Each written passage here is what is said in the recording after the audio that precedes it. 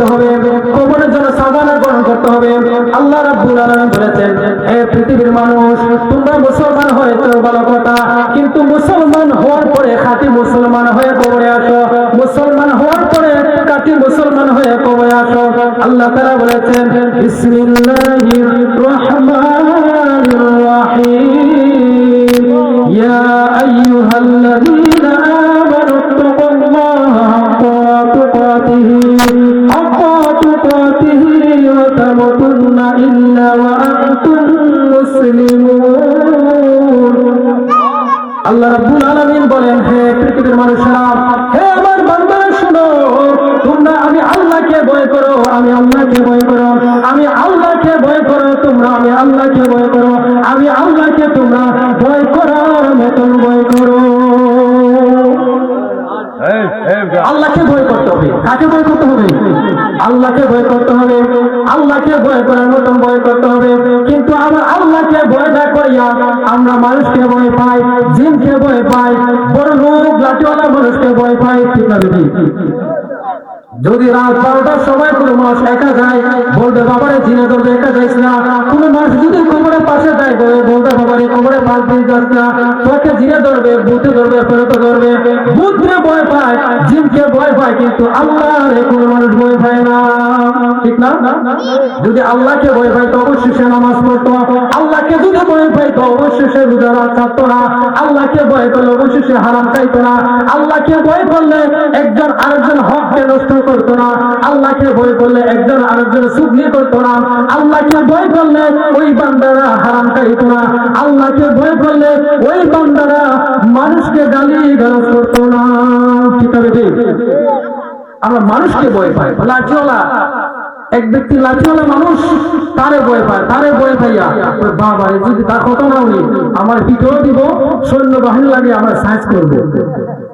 হ্যাঁ, কিন্তু যে আল্লাহ, রাজার চেয়ে রাজা, বাদশার চেয়ে বাদশা, শাসকের চেয়ে শাসক, সর্বশক্তিমান আল্লাহ, কুল্লিশাইইন কাদির আল্লাহ, যে আল্লাহ আমাদেরকে সৃষ্টি করেছেন, আল্লাহ আমাদের সৃষ্টিকর্তা, যে আল্লাহ আমাদেরকে মানুষ রূপে উত্তম বানিয়ে দিয়েছেন, সেই আল্লাহকে ভয় পায় না।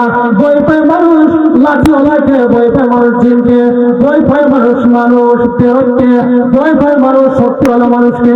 যে আল্লাহ শক্তিওয়ালা মানুষ বানাইছে, যে আল্লাহ জিন বানাইছে, যে আল্লাহ ফেরত ভূত বানাইছে, ওই জিন ফেরতকে ভয় পায়। কিন্তু যে আল্লাহ সব কিছু সৃষ্টি করেছেন, ওই আল্লাহকে আমরা ভয় পাইতে রাজি না। এই জন্য আল্লাহ তাআলা বলেছেন, ইয়া আইয়ুহাল্লাযীনা আমানু তাকুল্লাহা হাক্কা তুকাতিহি ওয়া তামুতুন্না ইল্লা ওয়া আনতুম মুসলিমুন। হে আমার বান্দারা, তোমাকে আমি অনেক মায়া করে বানাইছি। হে পৃথিবীর মানুষরা, তোমাদেরকে আমি অনেক মায়া করে বানাইছি। তোমরা আমার ইবাদত করবা, আমি আল্লাহকে ভয় করবা, আমি আল্লাহকে ভয় করার মতন ভয় করো।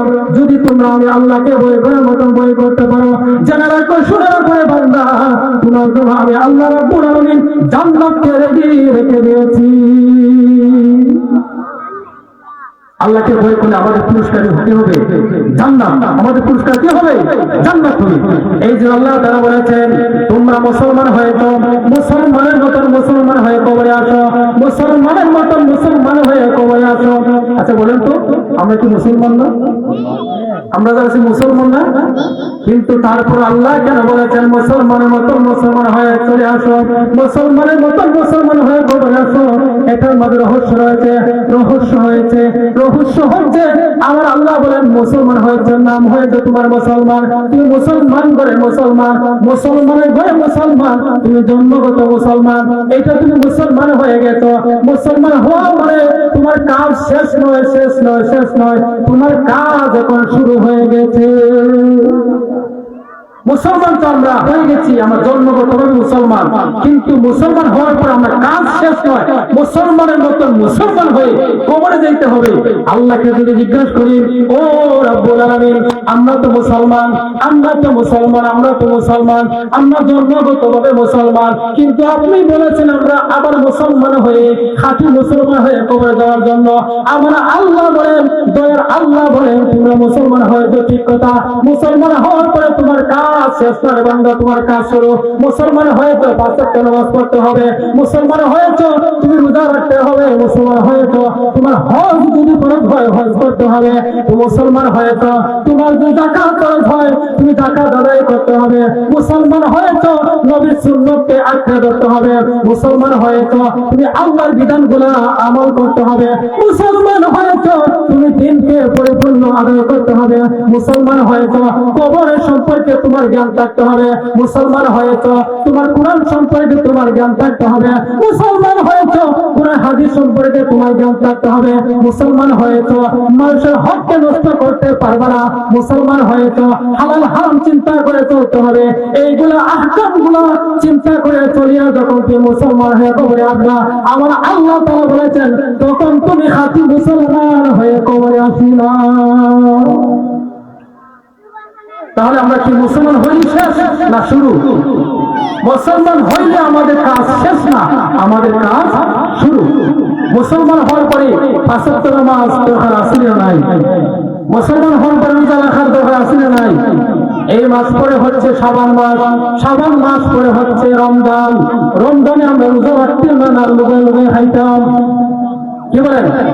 লুকা লুকা দোয়া লাগে খাইতাম না রোজা রাখতাম? এই মাসে তো খাস ভাই, রোজার অর্থ তোমার খাস করতাম, খাস করলে না রোজ দিয়া লুকাইয়া পানি খাই বিকালে হইতাম তোমার বাড়ি যে পানি বেশি ধরছে তাড়াতাড়ি পানি তো রোজা রাখছি আজকে। আচ্ছা বলেন তো, আমি তো লুকাইয়া খাইলাম রোজা মাসও, মানুষ দেখছে না, ভাই বন্ধু স্ত্রী পুতা কেউ দেখেন না, দেখেছেন কে? আল্লাহ। আল্লাহকে তো লুকে রাখতে পারবে?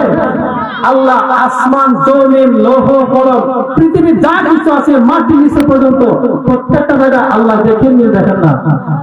সবকিছু আল্লাহ দেখেন। মাটির নিচে যদি লুকে থাকেন, মাটির নিচে লুকে যদি পানি খান, পুকুরে ডুব দিয়ে যদি পানি খান, এটা আল্লাহ দেখবানি? দেখবানি? অবশ্যই আল্লাহ দেখবেন।